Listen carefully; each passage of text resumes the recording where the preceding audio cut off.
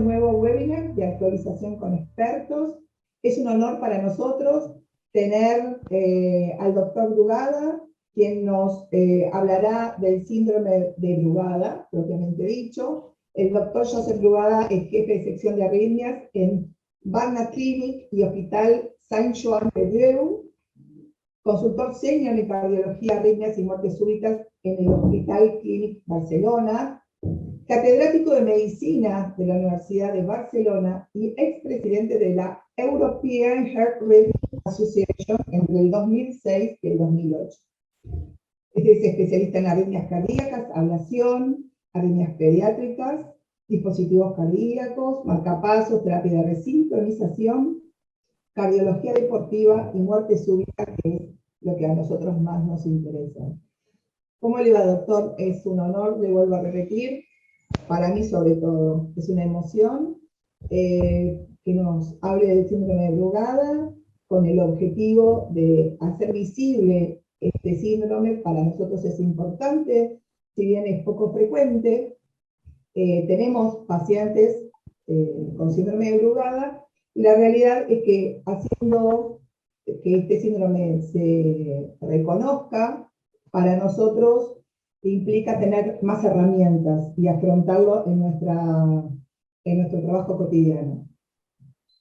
Muchísimas gracias, Roxana. Es un placer para mí estar aquí con vosotros y poder participar y poder aportar mi granito de arena a este tema que sé que preocupa y mucho a los anestesistas. Cuando tenéis un paciente con un posible síndrome de Brugada, todo el mundo tiene esas dudas en qué hacer y cómo manejar a ese paciente. Yo voy a intentar en los minutos que siguen explicar un poquito el síndrome de Brugada desde el punto de vista general, y también al final voy a intentar concentrarme en aspectos propios de anestesia.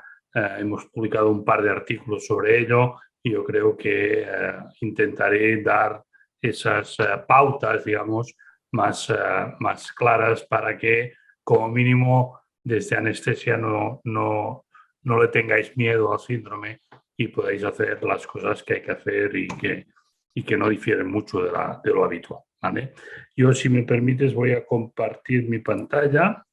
He titulado de entrada mi presentación como síndrome de Brugada 30 años después. Recordar que el síndrome se describió oficialmente en el año 1992, por tanto ahora estamos celebrando los 30 años, pero seguimos aprendiendo cada día, cada semana, con nuevas aportaciones, nuevos elementos que nos ayudan a comprender y a comprender bien el síndrome y a avanzar en su conocimiento y en el mejor manejo de los pacientes con el síndrome.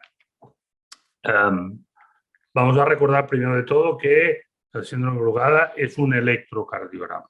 El electrocardiograma se diagnostica a partir de un electrocardiograma anormal, que es un electrocardiograma que presenta una elevación del segmento ST en las derivaciones precordiales derechas, V1, V2, a veces V3, que tiene en muchas ocasiones un bloqueo de rama derecha asociado, que puede tener un intervalo PR un poquito prolongado y que tiene en esas mismas derivaciones precordiales una onda T terminal negativa después del complejo QRS.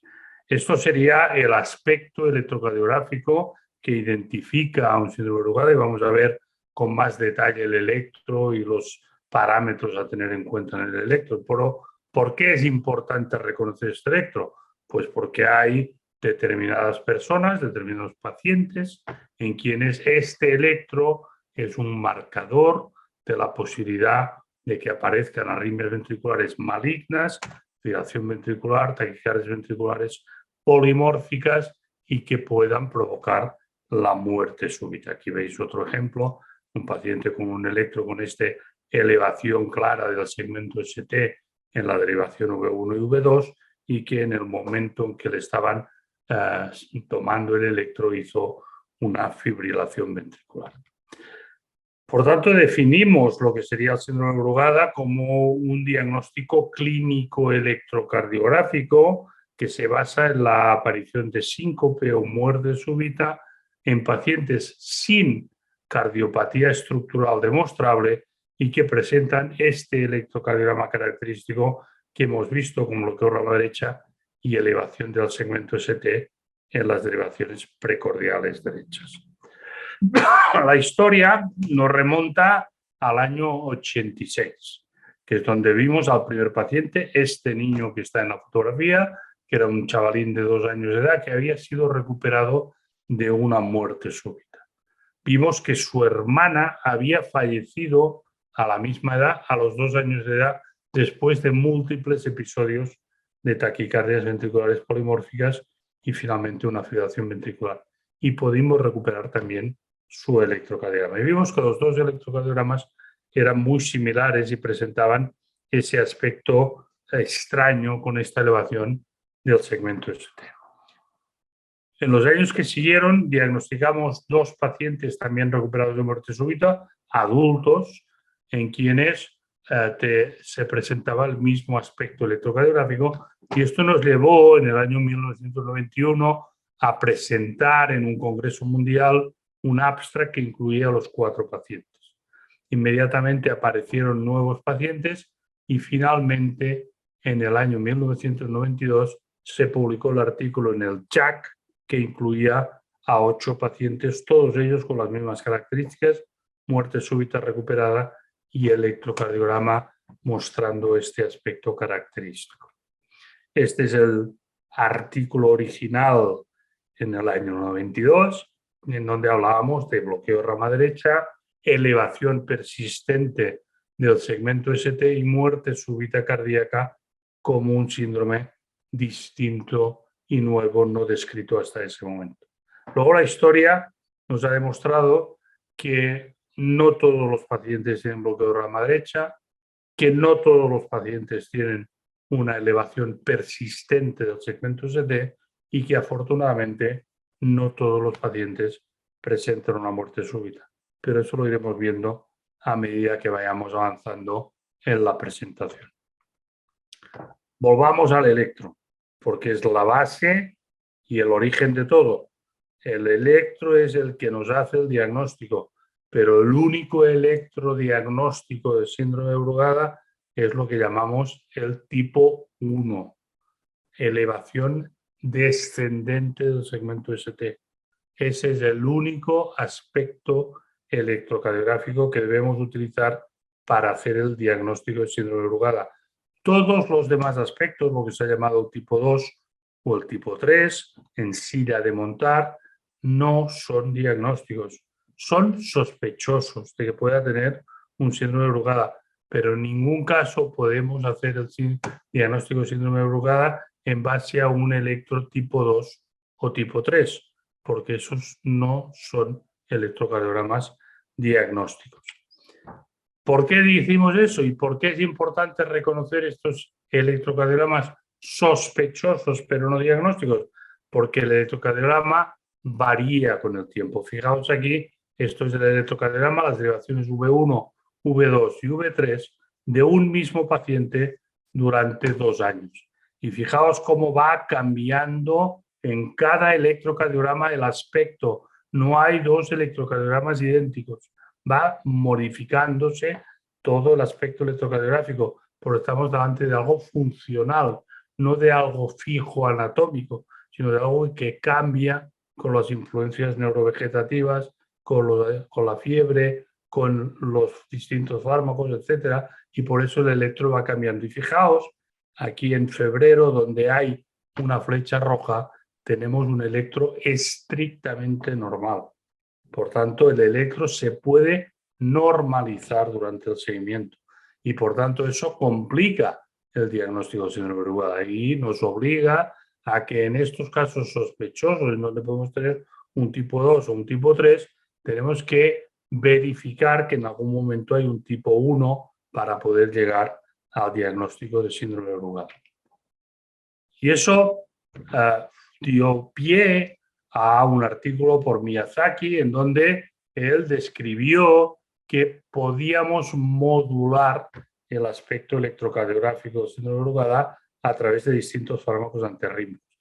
Podíamos utilizar fármacos antirrítmicos de la clase 1 como la agmalina o la flecainida o la pilcicainida o la procainamida para desenmascarar el aspecto electrocardiográfico tipo 1, como aquí veis en este paciente que tenía un aspecto muy sugestivo de síndrome de Brugada y con la administración de agmalina aparece un tipo 1. O su hermano, que tenía un electro de un tipo 3, diría yo, y que con agmalina aparece el clásico aspecto tipo 1, diagnóstico de síndrome de Brugada. Y al mismo tiempo veis cómo con la administración de isoproterenol se normaliza esta elevación del segmento ST. Fijaos que en el síndrome de Brugada los fármacos actúan de forma absolutamente opuesta a como uno esperaría en un tema arrítmico.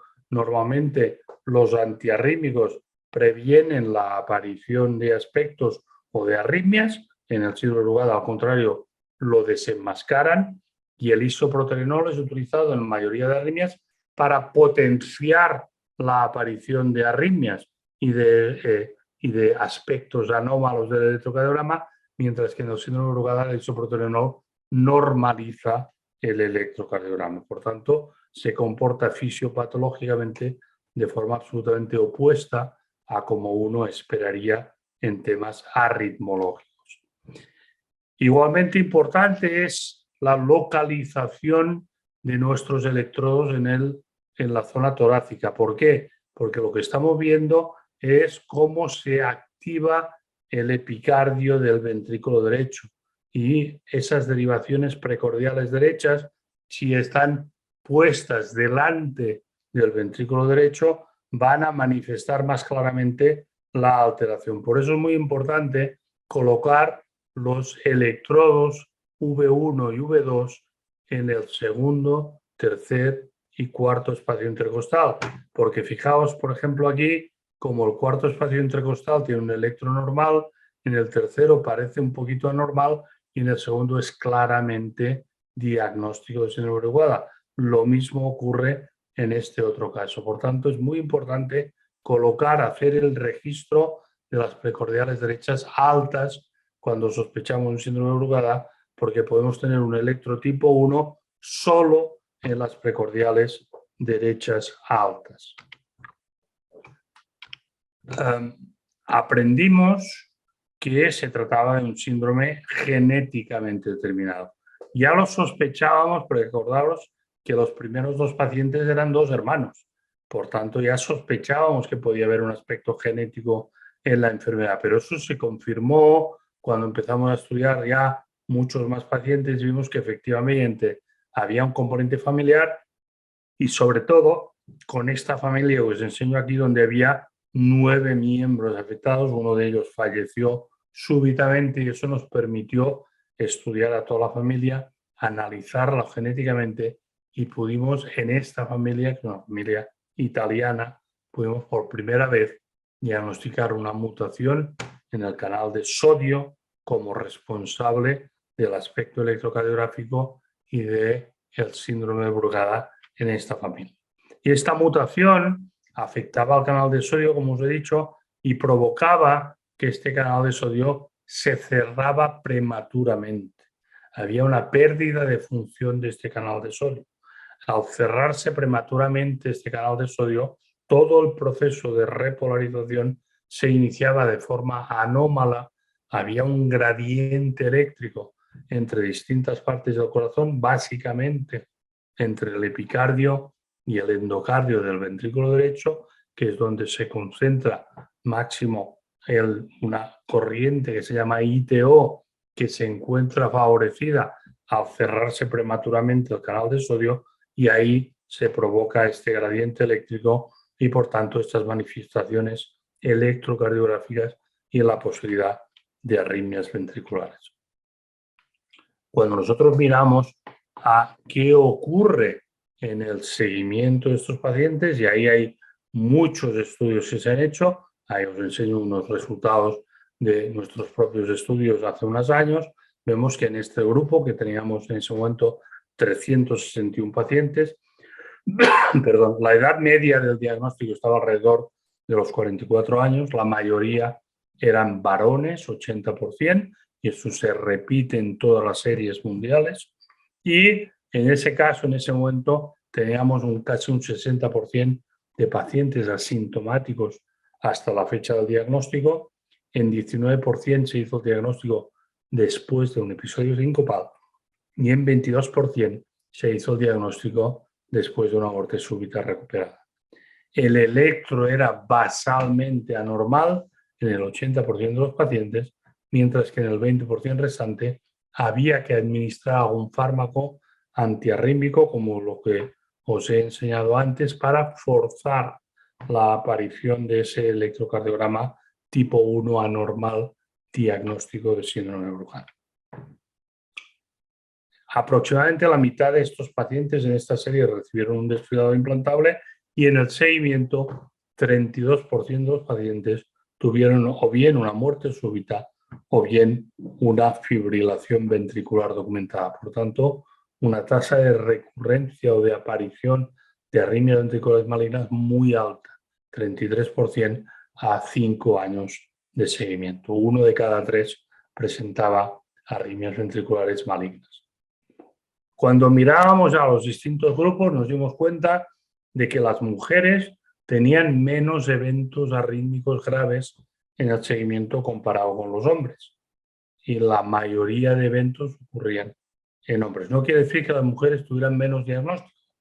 Se diagnosticábamos igual número de mujeres, pero el elemento clave es que en el seguimiento las mujeres no presentaban arritmias ventriculares malignas en la misma intensidad o en la misma número que lo que ocurría en los hombres. También vimos que si nosotros hacíamos el diagnóstico de síndrome de Brugal después de un evento de muerte súbita recuperada, la posibilidad de un nuevo evento de muerte súbita era altísimo, prácticamente el 60% a 5 años. Si lo que hacíamos era un diagnóstico de síndrome de Brugal después de un síncope cardiogénico, la posibilidad de un evento arrítmico grave era de alrededor de un 50% en los próximos 5 años. Mientras que si el diagnóstico de síndrome de Brugal lo hacíamos en pacientes asintomáticos que nunca habían tenido síntomas, o bien porque tenían un electro sospechoso, o bien porque tenían un electro rutinario en una exploración para el carnet de conducir, para cualquier cosa que se pudiera pedir, para una revisión deportiva, etcétera, o simplemente porque eran familiares de alguien con un síndrome de Brugada. En estos casos la incidencia de muerte súbita en el seguimiento era inferior al 10%. Uno de los temas fundamentales que ha sido objeto de gran discusión en todo este tiempo ha sido el valor de la inducibilidad de arritmias en el estudio electrofisiológico. Nosotros siempre hemos defendido que la inducibilidad de arritmias ventriculares en los pacientes con síndrome de Brugada era un marcador que identificaba a pacientes con alto riesgo de eventos arrítmicos en el seguimiento. Y de hecho, en esta diapositiva les muestro nuestros propios resultados, donde claramente el hecho de ser inducible identifica a un paciente de mayor riesgo. Y por eso nosotros siempre hemos utilizado la inducibilidad como elemento clave para definir qué paciente tiene o no tiene riesgo en el seguimiento, y así lo seguimos haciendo. Para nosotros, el estudio global del paciente nos ha identificado 4 variables de pacientes con riesgo. Uno es el hecho de ser varón, el otro es el hecho de haber tenido un síncope cardiogénico previo, el otro de haber tenido una muerte súbita recuperada previo, y finalmente el hecho de haber tenido un estudio electrofisiológico positivo, es decir, con inducción de arritmias ventriculares en la estimulación programada. Estos 4 elementos nos clasifican al paciente en distintos grupos de riesgo. Cuantos más de estos elementos tiene el paciente, más riesgo de tener el seguimiento. Lógicamente, en aquellos pacientes en quienes nosotros hemos identificado un riesgo de muerte súbita, tienen que ser protegidos. ¿Y cómo los protegemos? A través del implante de un desfibrilador implantable. El desfibrilador va a detectar la aparición de arritmias y las va a tratar de forma efectiva utilizando un choque eléctrico. Y este es el elemento que nosotros utilizamos para tratar a estos pacientes. Es verdad que los pacientes con síndrome de Brugada pueden tener un comportamiento nuevamente distinto de lo que uno espera en arritmias y presentan arritmias en tormentas. Puede tener múltiples arritmias que se concentran en 1, 2, 3 días y luego el paciente puede estar meses, incluso años, sin tener ningún evento arrítmico. Cuando un paciente tiene este evento de tormenta arrítmica, lógicamente hay que intentar controlar y normalizar estos eventos a través de distintas actuaciones. El desfibrilador hará su trabajo, pero no podemos tener al paciente recibiendo choques, aunque sean apropiados, de forma repetida y constante durante 2 o 3 días. Y es por eso que hay fármacos como por ejemplo la quinidina, que aquí os enseño. Este es un estudio español en donde se analizaron 27 pacientes con múltiples choques apropiados por fibrilación ventricular y en quienes se administró la quinidina por vía oral. Y fíjense que aproximadamente 2/3 de los pacientes normalizaron los choques y normalizaron los eventos arrítmicos, aunque en una tercera parte de los pacientes continuaron apareciendo algunos arritmias, algunos eventos de fibrilación ventricular que requirieron un choque eléctrico. Este es el motivo por el cual uno no puede considerar la quinidina como tratamiento único en estos pacientes, porque evidentemente un solo episodio de fibrilación ventricular y el paciente fallecería. Por tanto, el paciente tiene que estar protegido con un desfibrilador para que si se nos escapa algún evento arrítmico, el desfibrilador haga su trabajo. El grupo del Dr. Zipes en Estados Unidos ya hace unos años diseñó un modelo experimental de síndrome de Brugada. Y en ese modelo experimental ellos se dieron cuenta que manipulando lo que era el epicardio de este modelo, mediante la ablación con radiofrecuencia de distintas zonas del modelo, se podía prevenir la aparición de arritmias ventriculares. Este no era un modelo de un daño anatómico, era un modelo de un daño funcional de los canales. Y la ablación no estaba normalizando ninguna alteración anatómica, sino que estaba normalizando la alteración en los canales o en la distribución de los canales. Esto fue utilizado unos años después por el doctor Nademany para tratar a 9 pacientes con síndrome de Brugada con arritmias múltiples y que él vio que la ablación epicárdica en el ventrículo derecho podía normalizar el aspecto electrocardiográfico y podía prevenir la aparición de arritmias en muchos de estos pacientes. Con el doctor Carlo Papone, nosotros hicimos un estudio en donde utilizamos la ablación epicárdica para tratar a pacientes con síndrome de Brugada de alto riesgo, y en esos pacientes lo que hacíamos era administrar un fármaco antiarrítmico tipo asmalina o flecainida para favorecer la aparición de ese patrón electrocardiográfico, para favorecer la aparición o la manifestación de ese sustrato arritmogénico para poder identificarlo y hacer una ablación. Fijaos aquí un paciente con un electro con un tipo 1 muy claro después de la flecainida, en quien el mapeo del epicardio nos mostraba este tipo de señales muy anormales, muy abigarradas, muy lentas y que de una larga duración de hasta 350 milisegundos, que nos explicaban que había una zona en el epicardio del ventrículo derecho cuando nosotros teníamos una elevación del segmento ST, y esa zona era la zona arritmogénica que iba a provocar las arritmias. Y en esa zona es donde dirigíamos nuestro catéter para eliminar esta película de epicardio, esta zona muy superficial de epicardio, para normalizar el equilibrio iónico entre el endocardio y el epicardio. Fijaos aquí este paciente con un electro muy evidente tipo 1. Aquí empezamos la radiofrecuencia. Fíjense cómo estamos cambiando este aspecto de elevación de ST de un aspecto descendente a un aspecto ascendente, mucho más coherente, de un cierto grado de pericarditis y no de síndrome de Brugada. Fijaos en el electro final, después de la ablación, cómo ya ha desaparecido ese aspecto tipo 1 de Brugada y una elevación, pero ascendente, no descendente. Y además, fijaos ahí el electro inicial, después de la radiofrecuencia, y ahora estamos administrando nuevamente la flequenida y fijaos que no aparece el aspecto clásico de síndrome de Brugada después de la ablación epicárdica. Con lo cual hemos normalizado el electro y hemos normalizado el test farmacológico. Esto es un ventrículo derecho, esto es un mapa de voltaje del ventrículo derecho, esto es un mapa de duración de las señales y esto es un mapa de activación del ventrículo derecho.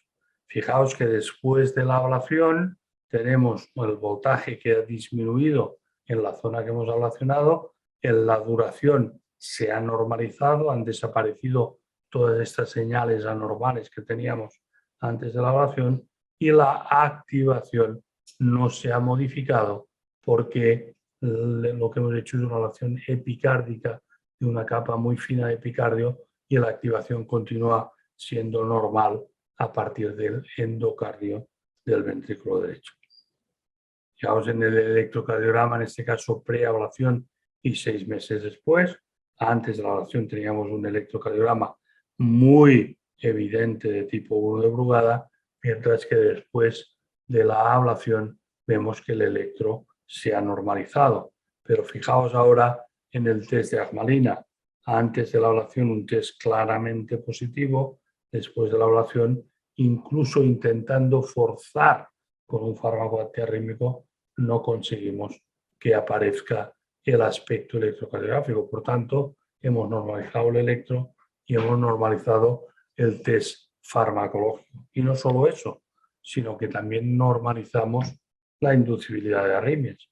Antes de la ablación podíamos provocar una fibrilación ventricular, después de la ablación ya no somos capaces de provocar ninguna arritmia. Por de alguna forma hemos normalizado todo aquello que identificamos como criterios de riesgo. El paciente ya no tiene un electro tipo 1, el paciente ya no tiene un test farmacológico positivo y el paciente ya no provocamos arritmias. Por tanto, probablemente hemos normalizado todo aquello que significa un mal pronóstico en este paciente. Quiero utilizar los últimos minutos de mi presentación para hablar un poquito de los aspectos de manejo anestésico de un paciente con síndrome de Brugada. Hemos hecho nosotros varias publicaciones sobre este tema y me gustaría compartir con vosotros algunos aspectos del manejo anestésico. A pesar de que ha habido comunicaciones aisladas de complicaciones perioperatorias, hay que decir que la mayoría de pacientes no experimenta complicaciones durante la anestesia, la cirugía o los procedimientos invasivos. Por tanto, la inmensa mayoría de pacientes van a ir bien.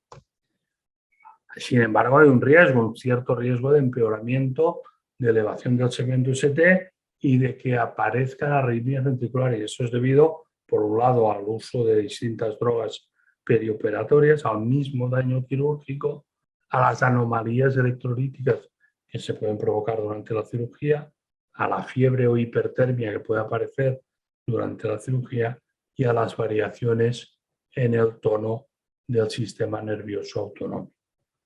Por todo ello, tenemos que tener claro que todos los pacientes con un patrón electrocardiográfico de síndrome de Brugada tipo 1, independientemente de si tienen el diagnóstico previo de síndrome de Brugada o no, deben tratarse como si lo tuvieran y deben ser evaluados siempre que sea posible por un electrofisiólogo para que nos valore el riesgo real de este paciente.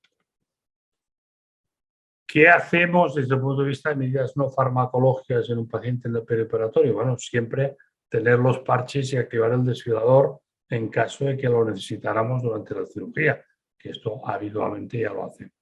Si el paciente fuera portador de un DAI, porque ya se sabía que tenía el diagnóstico de síndrome de Brugada, hay que inactivar el DAI antes de la cirugía y sobre todo no nos olvidemos de reactivarlo una vez la cirugía haya terminado. ¿Por qué? Bueno, porque con el uso del bisturí eléctrico, etcétera, podríamos engañar a ese desfibrilador que podría pensar que los pulsos del bisturí eléctrico son arritmias o actividad eléctrica y que empezara a emitir choques inapropiados.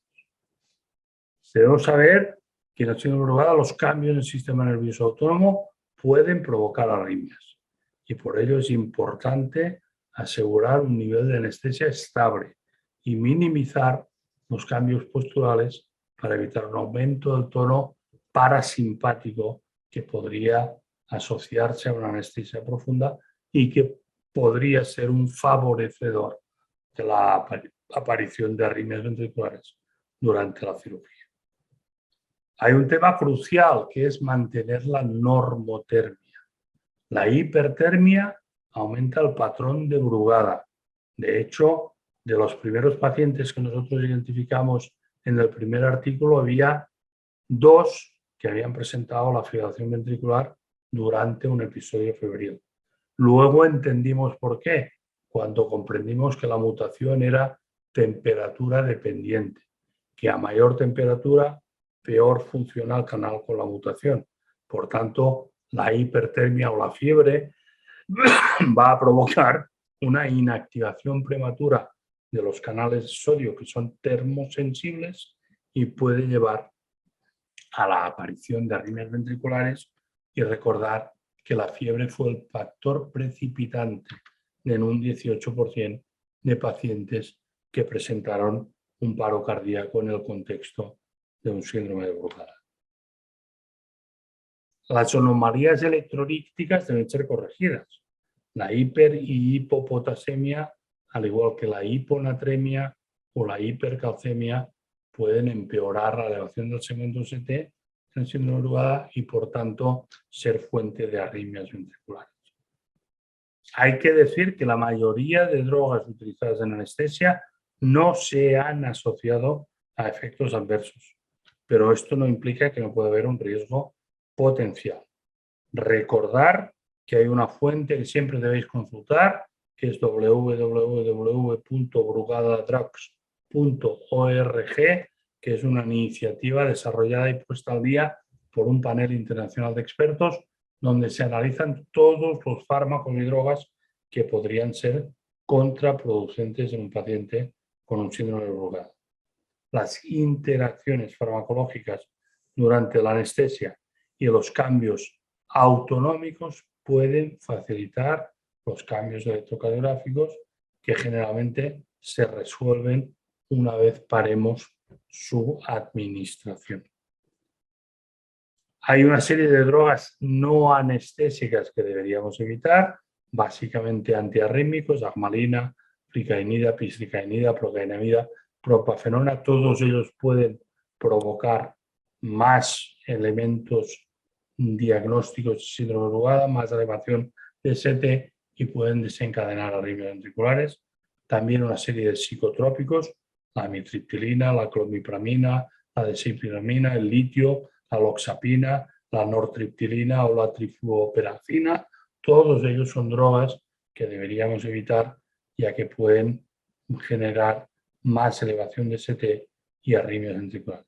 Y luego otras sustancias como la acetilcolina, el alcohol, la cocaína o la ergonovina, que serían fármacos a evitar. Desde el punto de vista anestésico puramente, las benzodiazepinas, los narcóticos y el ketorolac no se han asociado con efectos adversos. La anestesia regional y neuroaxial se ha realizado de forma exitosa y sin complicaciones con lidocaína, mebipaína, bupivacaína y ropivacaína. El etomidato se ha asociado en un caso con elevación del segmento ST, por tanto hay que ser precavido. Altas dosis de ketamina deben utilizarse también con precaución, ya que tiene un efecto bloqueante del canal de sodio. y está clasificado en la web que os he dicho antes como preferiblemente a no utilizar. Y se ha documentado que puede inducir el patrón ECG de Brugada y miocarditis en caso de intoxicación. La anestesia general se ha mantenido sin complicaciones con óxido nitroso, desflurano, sevoflurano y isoflurano. Los anticolinérgicos pueden provocar taquicardia y la neostigmina puede provocar elevación del segmento ST. La atropina y la dopamina se han usado sin problemas para tratar la bradicardia. La hipotensión que podamos tener durante la cirugía se trata con efedrina y fenilefrina. Los beta bloqueantes y los alfa agonistas deben utilizarse con mucha precaución, ya que pueden desenmascarar el patrón electrocardiográfico de síndrome de Brugada. Finalmente, el isoproterenol es útil para normalizar el segmento ST, ya lo hemos visto al inicio de la presentación, y suprimir asimismo las arritmias ventriculares. Vamos a dedicar un par de diapositivas al propofol como fármaco mayoritariamente utilizado en anestesia. Los estudios experimentales in vitro han mostrado que el propofol afecta a las corrientes de sodio de forma dosis dependiente, igual que a los canales cálcicos tipo L, y atenúa las señales beta adrenérgicas y aumenta la actividad del receptor de la acetilcolina. Hay una recomendación 2B sobre el uso del propofol en síndrome de Brugada. Sin embargo, la asociación entre propofol y eventos arrítmicos se relaciona siempre con propofol a dosis altas, más de 5 miligramos kilo hora, en infusión continua en pacientes neurocríticos y con el llamado síndrome de la infusión del propofol, el PRIS. Este síndrome, como todos sabéis, incluye fallo miocárdico, bradicardia, hiperlipidemia, acidosis láctica, rabdomiólisis, hiperpotasemia y fallo renal agudo. Por tanto, una circunstancia muy específica y unos pacientes muy específicos en donde el propofol puede efectivamente generar problemas. Hay un estudio de Bernoy muy interesante donde se analizaron 67 pacientes con traumatismos cerebrales que recibieron sedación prolongada con propofol. 8 pacientes desarrollaron el PRIS y en 7 de ellos aparecieron signos electrocardiográficos típicos de síndrome de Brugada, con elevación del segmento ST en precordiales derechas horas antes de la aparición de las arritmias ventriculares y de la muerte de los pacientes. Por tanto, Bernoy postuló que los cambios en el electrocardiograma constituían un síndrome de alarma premonitorio, sugiriendo inestabilidad miocárdica eléctrica y riesgo inminente de arritmias ventriculares y de muerte súbita en su momento. Hay un estudio que también quiero hablaros, que es un estudio que yo participé personalmente, que es el estudio de Ficonte, en donde se analizó la utilización de propofol para la anestesia en 36 pacientes con el diagnóstico claro de síndrome de Brugada de alto riesgo confirmado.